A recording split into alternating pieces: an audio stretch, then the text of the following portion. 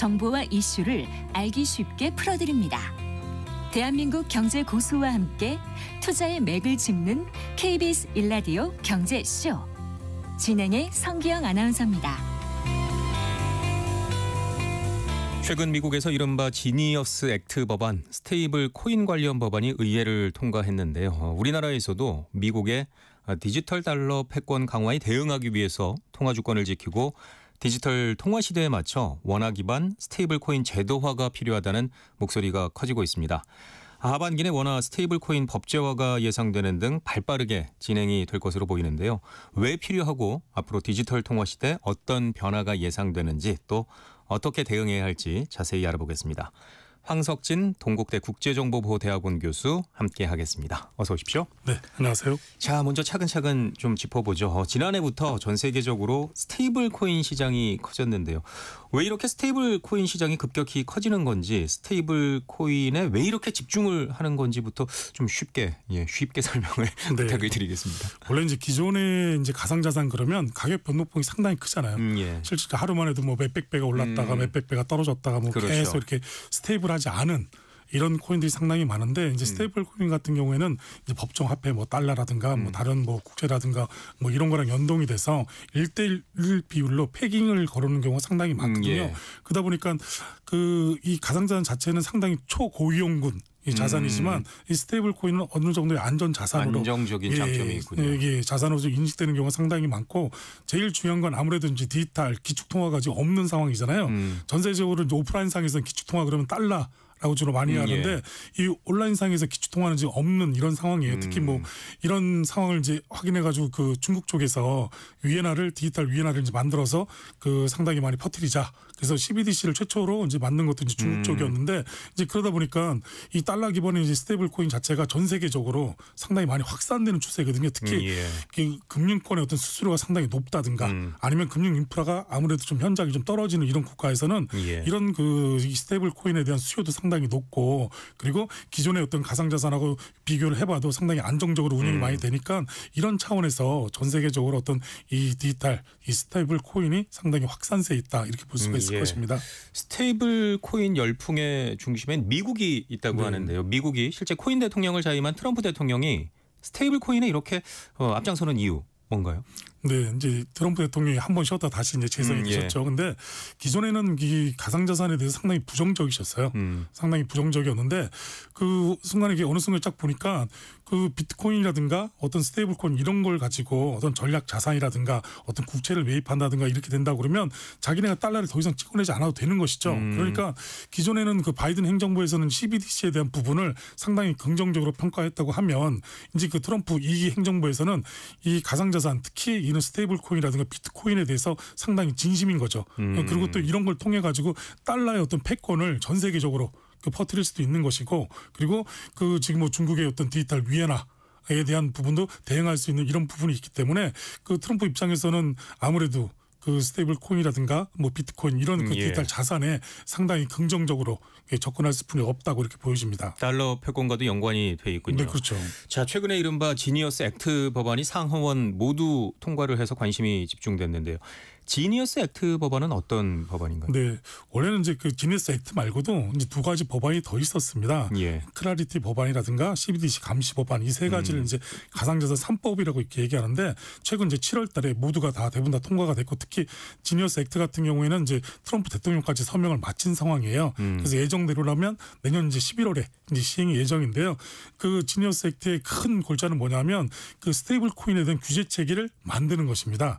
기존에는 그 가상자산 그러면 우리가 이제 그 미국 같은 경우는 SEC 이제 증권거래위원회, 그 CFTC 상품거래위원회 이 양쪽에서 증권성이 있으면 SEC에서 그리고 나머지는 다 CFTC에서 이렇게 했는데 이 스테이블 코인이 중간에 벙 뜬 거예요. 그래서 이걸 갖다가 뭐 SEC에서 하는 게 맞아, CFTC에서 하는 게 이런 것보다는 규율 체계를 명확히 좀 하자.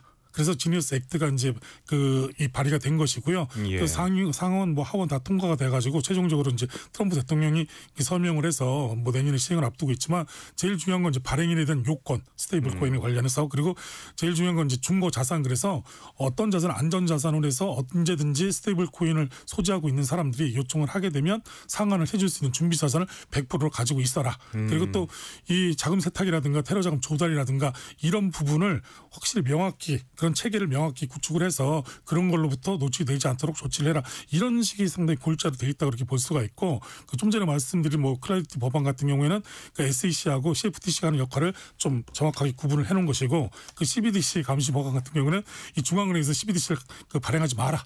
뭐 이런 식으로 봐서 이제 가장 3법이라고 보는데 그 중에서 가장 이제 유명한 것이 지니어스 액트 스테이블 코인에 대한 규제 체계를 확립을 했다. 이렇게 볼 수가 있을 것입니다. 제도권 안으로 들어오겠다. 네, 그렇죠. 제도권은 이제 편입된 거라고 보는 거죠. 최근 우리나라에서도 워낙 스테이블 코인 시장 활성화를 위한 여러 가지 논의가 이루어지고 있는데요. 가장 적극적으로 나선 것은 한국은행이죠. 한국은행에서는 원화 스테이블 코인보다는 중앙은행이 통제하는 몇 번 말씀하신 CDBC를 추진해야 한다는 입장을 보이고 있죠. 어떤 차이가 있는 건가요?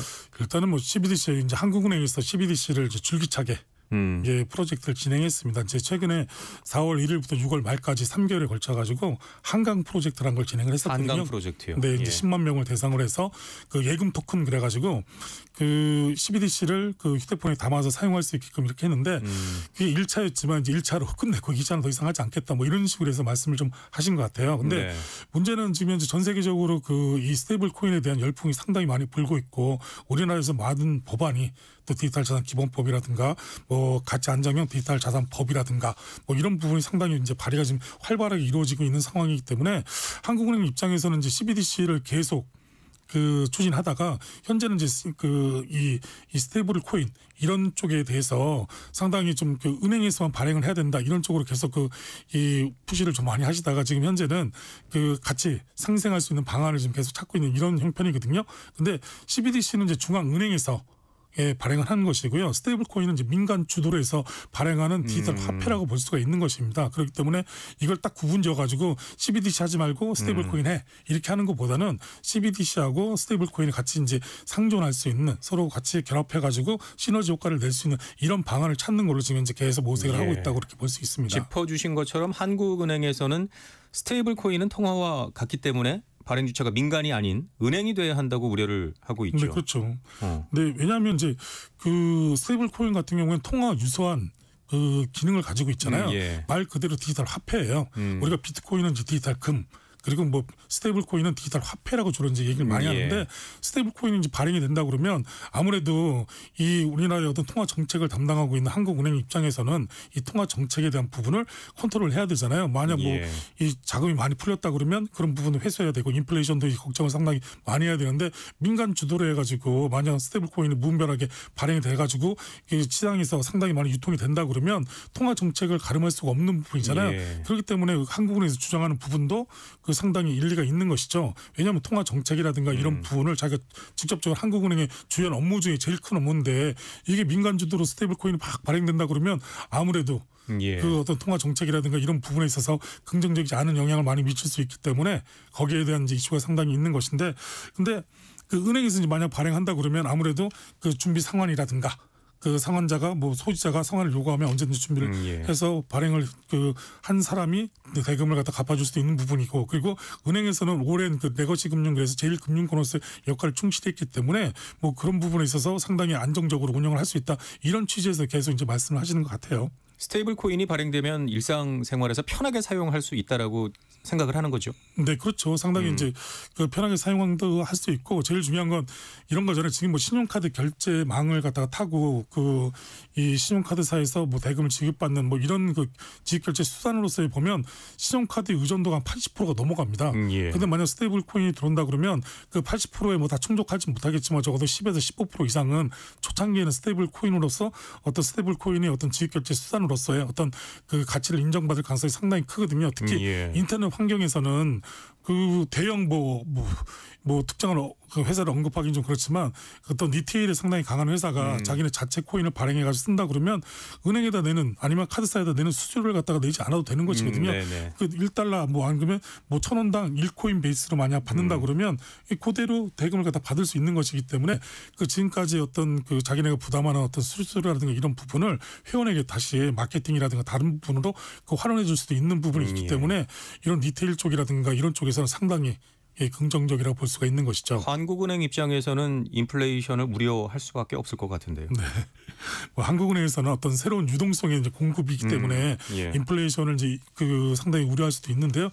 당연합니다. 정책적이라든가 제도적으로 한국은행에서 고민하는 부분은 맞는 부분인데요. 다만 이제 최근에 여러 가지 법안 중에서 그 민주당이 이제 안도걸 의원이 발의하신 법안에 이렇게 보면 그 한국은행도 그렇고 그 금융위원회 그다음에 기재부 이 세 군데가 가상자산위원회를 만들어서 어떤 인가권은 금융위에서 갖고 가지만 실질적으로 서로 운영을 하기에는 그 세 군데 합의체로 이렇게 운영을 하게끔 이렇게 만들어 놓았거든요. 물론 법안에 아직 다 통과되지는 않았지만 근데 그 이유는 뭐냐면 한국은행의 어떤 근심이라든가 어떤 국가 전반적으로 어떤 인플레이션 상황이 발생할 경우에 어떤 식으로 대응해야 될지에 대한 부분이 명확히 나와 있는 부분이 있거든요. 근데 스테이블 코인에 대한 이제 그 발행인에 대한 엄격한 규율 체계 그러니까 누가 발행할 것인가 그리고 발행량 그리고 어떤 준비 자산을 무엇로 갖고 갈 것인가 이런 부분을 정확히 해놓는다 그러면 인플레이션은 그 실질적으로 이 기후에 지나지 않지 않을까 지금 그렇게 보여지거든요. 왜냐하면 발행량을 얼마까지 해라.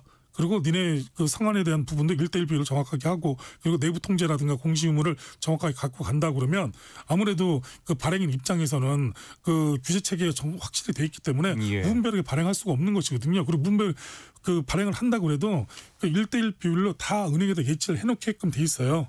예, 그리고 이 발행량을 무궁무진하게 가는 것이 아니라 일정한 부분까지만 그래서 어떤 통화 정책에 영향을 미치지 않을 정도만 가져가는 것이고 만약 통화 정책에 영향을 미친다 그러면 발행량에 대해서 어떤 뭐 규제 체계를 다시 가져간다든가 이래야 되기 때문에 실질적으로 인플레이션은 그 지금까지 이게 여러 가지 어떤 뭐 경험을 해보진 않았지만 그렇게 크게 작용하지 않지 않을까 예, 그런 생각이 됩니다. 정치권에서 다양한 스테이블 코인 법안이 발의가 되고 있는데 말씀하신 내용들이 현재 담겨 있는 건가요? 네, 그렇죠. 그 최근에 이제 뭐 그 여당도 그렇고 야당에서 이제 발의를 많이 하셨는데요. 제일 중요한 건 아까 이제 말씀드린 그 민주당의 이제 안도걸 의원이 발의하신 법안 중에 보면 이 발행에 대한 이제 자격 부분 그리고 이제 자본금을 갖다 별도로 두고 있어요. 50억 이상 가지고 가라. 그리고 그 자금 세탁 방지 부분이라든가 테러 자금 조달 금지 의무를 충실히 이행할 수 있게끔 하고 그 제일 중요한 건 1:1 상환 비율을 정확하게 가져가라. 그리고 이 법정 화폐로만 가고 제일 중요한 건 이자 지급을 금지했습니다. 뭐 이런 식의 이제 내용이 이제 골자로 돼 있기 때문에 그 기존에 나왔던 어떤 스테이블 코인의 어떤 법안보다는 확실하게 규제 체계를 좀 명확하게 했고 그리고 제일 중요한 건 아까 말씀드린 대로 이 그 한국은행 그다음에 이제 기재부 그다음에 이제 금융위원회가 같이 가상자산위원회를 만들어서 합리적인 의사 결정을 하는 데 있어서 서로 합의체가 될 수 있게끔 조치를 이렇게 해놨기 때문에 아마 그 일각에서 우려하시는 어떤 뭐 스테이블 코인이 이제 무분별하게 발행되는 것이 아니야 그리고 또 규제 체계가 없는 것이 아니야 무조건 하면 다 되는 것이 아니야 이런 것을 갖다가 어떤 법률 체계로 그 상당히 규제 체계를 잘 만들어 놓은 법안이 발의됐기 때문에 아마 그런 법안을 중심으로 해서 그 스테이블 코인에 대한 어떤 규제 체계가 더 확립이 되지 않을까 지금 그렇게 보고 있습니다. 그래도 꼼꼼하게 준비를 하고 있군요. 네네. 자, 미국의 지니어스 액트와는 그러면 어떤 차이가 있을까요? 네, 요즘에 가장 많이 받는 질문 중에 하나인데요. 지니어스 액트 같은 경우는 이제 스테이블 코인에 대한 규제 체계를 이제 정립한 것은 맞습니다. 그리고 우리나라에도 뭐 이 스테이블 코인 가치 안정형 디지털 자산 법안이 이제 발의돼 있는데 제일 중요한 거는 이제 그 어떤 그 소비자의 어떤 그 이익을 보호하고 그리고 어떤 자금 세탁 방지라든가 테러 자금 조달 금지는 맥을 같이 하고 있습니다. 그리고 상환 비율도 1:1 상환 비율도 가고 뭐 이런 부분에 대해서는 이제 안전하게 가고 있는데 큰 맥락에서 보면 발행인에 대한 요건 자체를 그 실질적으로 그 인가받은 금융회사라든가 신탁회사 지니어스 법안은 이제 그렇게 이제 가고 있고 이쪽에서는 이제 50억 이상이고 일정한 자금 요건을 가지면 조치가 되게끔 이렇게 하고 있는 부분이 있고요. 그리고 더더욱 더 큰 틀에서 좀 다른 점이 있다 그러면 이 지니어스 법안에서는 이제 연준의 규제 체계를 따라야 되고 그 통화금융청 그리고 이제 그 이 범죄 금융범죄 감독청이라고 핀셋이라고 따로 있거든요.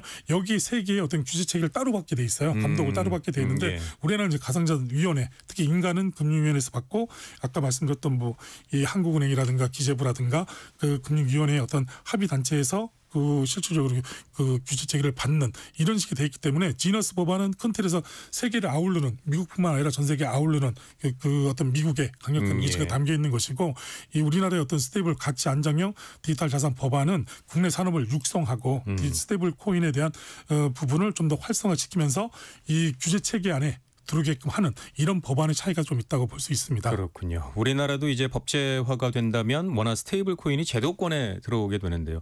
보안이나 안정성에도 신경을 좀 많이 써야 할 것 같은데요. 네, 물론 그렇습니다. 이 스테이블 코인 제도화는 분명히 어떤 그 디지털 금융 혁신의 어떤 중요한 진전이지만 동시에 어떤 보안성이라든가 어떤 시스템의 안전성의 확보에 대한 부분이 상당히 중요시 여겨요. 왜냐하면 발행인이 그 코인을 상당히 많이 갖고 있었는데 해킹이라든가 이런 걸 당해서 상당히 탈취를 당한다 그러면 그 스테이블 코인 자체의 어떤 발행에 대한 의미가 없어져 버리는 경우가 상당히 많거든요. 그리고 특히 그 과거에 이제 테라 누나 사태를 겪으면서 그 어떤 준비 자산이 없는 차익 실현은 그 가상 자산이 이렇게 그 스테이블 코인이 발행됐을 때 어떤 문제가 있었는지를 충분히 인식할 수 있는 이런 부분이었거든요. 그러니까 보안에 대한 부분, 준비 자산에 대한 부분, 그리고 감독에 대한 부분, 그리고 어떤 투자자, 그 광의적인 투자자에 대한 보호에 대한 부분이 상당히 아울러지는 이런 부분이 있기 때문에 우리나라에서는 어떤 그 워낙 스테이블 코인이 제도권에 들어온다고 해서 상당히 긍정적이긴 하지만 이런 부분을 강제해서 어떤 그 거래 안정성을 좀 더 확보해 주는 것이 가장 바람직하다고 보여지거든요. 그래서 이런 것이 법안이 꼭 필요하다는 이유 중에 하나일 것이라고 볼 수 있습니다. 예, 다르다고는 하지만 스테이블 코인 하면 테라 루나 사태가 좀 연상이 되거든요. 떠오르거든요. 네, 물론 그럴 수뿐이 없죠. 왜냐하면 스테이블 코인은 여러 가지 종류가 있습니다. 근데 지금 뭐 그 전 세계적으로 유통이 되는 그 USDT라든가 USDC 같은 경우에는 법정화폐를 기반으로 아니면 국채를 담보로 하는 안전자산을 이제 그 담보로 하는 이런 이제 스테이블 코인이었고요. 누나 테라 같은 경우에는 차익 실현형. 그래서 그 테라의 가격이 떨어지면 누나를 발행해서 테라를 사주면 가격이 올라가고 또 누나의 가격이 떨어지면 테라를 발행해서 이런 식으로 가다 보니까 그 어떤 외줄타기 정도의 근데 지금은 대부분 다 누나 테라 같은 이 차익 실현형 그 스테이블 코인은 다 퇴출당했습니다. 그렇군요. 그렇기 때문에 그 향후에라도 이런 식의 어떤 코인은 국내 시장이라든가 해외 시장에서 유통되는 것은 상당히 부정적일 것입니다. 자, 최근 정부가 스테이블 코인도 달러나 엔화처럼 외국환 거래법을 적용한다는 얘기도 있던데요. 가능한 건가요? 네, 좋은 지적이신데요. 오늘도 기사가 많이 뜨긴 하더라고요. 근데 이제 이런 거죠. 지금은 이제 외국인 근로자 같은 경우에는 원화로 월급을 받으려고 하지 않아요. 왜냐면 원화를 받으면 그걸 다시 뭐 그 현지로 자기네 지역으로 이렇게 보내게 되면 중간에 수수료를 두세 번 내야 되는 이런 환전을 해야 되니까요. 그러니까 애초에 그냥 그 사용자한테 그 테더라든가 스테이블 코인으로 주세요 이렇게 하는 경우가 상당히 많거든요. 그러면 그 스테이블 코인을 만약 그렇게 급여 형식으로 지급하게 되면 자기는 본국으로 송금을 할 거 아니에요. 근데 기존에는 이제 외환으로 실제로 송금하기에는 외국환 거래법이라든가 이런 규율 체계를 따라서 일정 금액을 뭐 해외로 간다든가 해외에서 받는다든가 이런 외국환 거래법에 대한 규율 체계를 엄격하게 따라가지고 조치가 됐었는데 이걸 그 달러 기반의 스테이블 코인으로 만약 그 바꿔가지고 송금을 한다든가 이체를 하게 되면 그 규제 체계 그 아예 걸리지가 않는 거예요. 그렇게 된다 그러면 우리나라의 어떤 통화 정책이라든가 이런 쪽 영향을 상당히 많이 받는 것이거든요. 그러다 보니까 이게 앞으로는 그 달러 기반의 스테이블 특히 여기에서 발행된 스테이블 코인을 국내에서 유통시키거나 아니면 해외로 그 다른 지갑으로 보낼 때는 외국환 거래법 준수를 하는 게 규정을 그 준용하는 것이 적당하다 그렇게 보여지거든요. 왜냐하면 그래야지 우리나라에 있던 외환이 얼마나 빠져나가는지 아니면 해외에서 얼마큼 들어오는지 뭐 이런 부분에 대한 부분이 상당히 그 규제 체계 안에서 그 운영이 될 수 있다고 이렇게 판단이 되는 것입니다. 네. 자, 앞으로 말씀하신 달러 스테이블 코인으로 세계 금융 패러다임이 바뀔 것이라는 전망이 많은데요.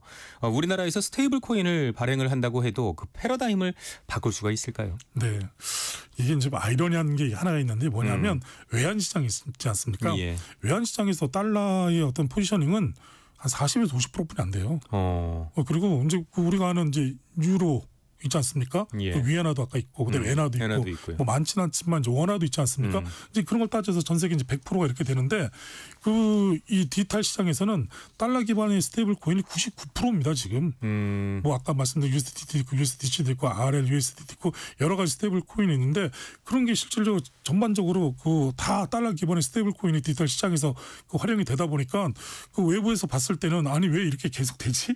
뭐 이런 식의 어떤 이슈가 가장 있는 거예요. 그래서 당장 어떤 글로벌 금융의 어떤 패러다임을 이제 바꿀 수는 없겠지만 예. 우리나라에서부터 워낙 이번에 스테이블 코인이 발행이 돼서 우리나라 상당히 강점이 있는 게 있거든요. K 콘텐츠, 뭐 BTS도 있고 예. 상당히 많지 않습니까? 거기다 또 강점이 또 하나 있는 게 그 게임 산업. 그렇죠. 이것도 상당히 강점이 많거든요. 만약 그런 그 콘텐츠를 구입하거나 게임을 할 때 올 계정료라든가 뭐 아이템 구입 비용을 워낙 스테이블 코인으로 만약 결제한다든가 이런 활용처가 점점 늘어난다 그러면 그 어떤 글로벌 패러다임에 있어서도 우리 원화 기반의 어떤 스테이블 코인이 적지 않은 포지셔닝을 좀 하지 않을까 지금 그렇게 보고 있어서 당장 뭐 글로벌 어떤 패러다임을 바꾸는 것보다는 조금씩 나가면 아무래도 이제 금융 주권도 좀 더 이 디지털 금융 주권도 확립할 수 있는 이런 계기가 될 것이고 더 크게 보면 아무래도 이 원화 기반 스테이블 코인이 우리나라의 강점을 살려서 전 세계에서 상당히 긍정적으로 사용이 되지 않을까 지금 그렇게 보고 있습니다. 준비를 잘 한다면 그래도 해볼 그렇죠. 만하다. 그럼요. 라는 말씀. 예. 네. 자, 앞으로 국내외 스테이블 코인 시장이 급격하게 확장 또 변화할 것으로 기대가 되는데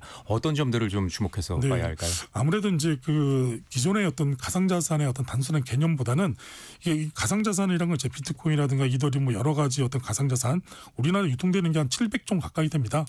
예, 근데 대부분 다 투자 수단으로서만 이게 생각을 하시지 예. 그걸 지급결제 수단으로 사용하시는 것은 아직 그렇죠. 아니거든요. 근데 예. 이게 그 스테이블 코인이 만약 활성화되고 이게 법제화가 된다 그러면 아무래도 어떤 이 실물 결제와 실물 경제와 어떤 결제 시스템 그 지급 결제 수단의 어떤 패러다임을 완전히 바꿀 수 있는 이런 계기가 돼버릴 수 있기 때문에 특히 어떤 중앙은행의 어떤 통화 정책과도 밀접한 관계가 있다 그렇게 보실 수가 있습니다. 그래서 큰 틀에서 보면 어떤 금융 인프라의 어떤 핵심 축으로 상당히 진화할 가능성이 상당히 높고요. 그리고 이 미국이라든가 유럽, 아시아 주요 국가에서도 계속 이 스테이블 코인에 대한 어떤 법제화를 갖다 편입을 계속 시도하고 있기 때문에 그 나중에는 어떤 글로벌 시장에서 결제라든가 송금 뭐 이런 시스템 자체가 거의 대부분 다 스테이블 코인식으로 좀 재편되지 않을까 지금 그렇게 보고 있습니다. 예. 자, 7월에는 가상자산 시장이 급격히 상승을 보였습니다. 하반기. 투자자들은 또 어떻게 접근을 해야 될지 주의할 점 투자 전략 마지막으로 좀 짚어주시죠. 네. 이게 이 7월 달에 여러 가지 이제 호재가 상당히 많았죠. 아까 이제 말씀드린 지니어스 액트도 있고 뭐 여러 가지 어떤 이 그 미국의 어떤 그 기조 방향 그리고 또 우리나라의 어떤 이 정치적인 상황 그래서 스테이블 코인에 대한 여러 가지 뭐 그 긍정적인 시그널이 상당히 많았는데 아무래도 이거는 그 이 접근하실 때 그 이게 계속 똑같이 가격이 우상향으로 계속 올라가는 보장은 없어요. 그렇다고 해서 뭐 안 사자니 그렇고 또 다른 사람이 다 긍정적인 효과를 봤다고 하기 때문에 어떤 이제 테마 위주의 어떤 단기 매매보다는 그 기술력과 어떤 실사용이 가능한 이런 어떤 높은 프로젝트를 좀 선별해서 그런 관련 코인주에 그 실질적으로 투자하는 게 상당히 좋고요. 그리고 이 어떤 좀 전에 말씀드린 비트코인이라든가 이더리움이라든가 이런 어떤 그 그나마 좀 안전하다. 느껴지는 이런 쪽에 좀 투자를 해서 좀 더 관망을 좀 해보시는 게 좀 낫지 않을까 이렇게 보거든요. 왜냐하면 7월 때 비트코인 가격이 상당히 많이 올랐기 때문에 이제 그런 부분도 있고 그리고 또 이 좀 분산해가지고 투자하시는 것도 좋은 방법이 아닐까 그렇게 보여집니다. 네, 경제 핫 이슈 오늘은 속도 내는 원화 스테이블 코인 법제화에 대해서 알아봤습니다. 황석진 동국대 국제정보보호대학원 교수와 함께했습니다. 고맙습니다. 네, 감사합니다. 자, 오늘 오후 4시 20분 기준으로 경북과 대구, 울산, 인천, 전남, 제주 지역에 폭염 경보가 발효가 됐습니다.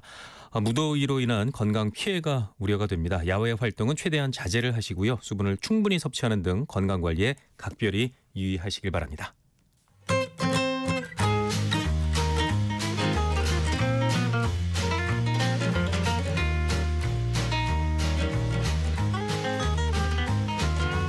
경제 맛집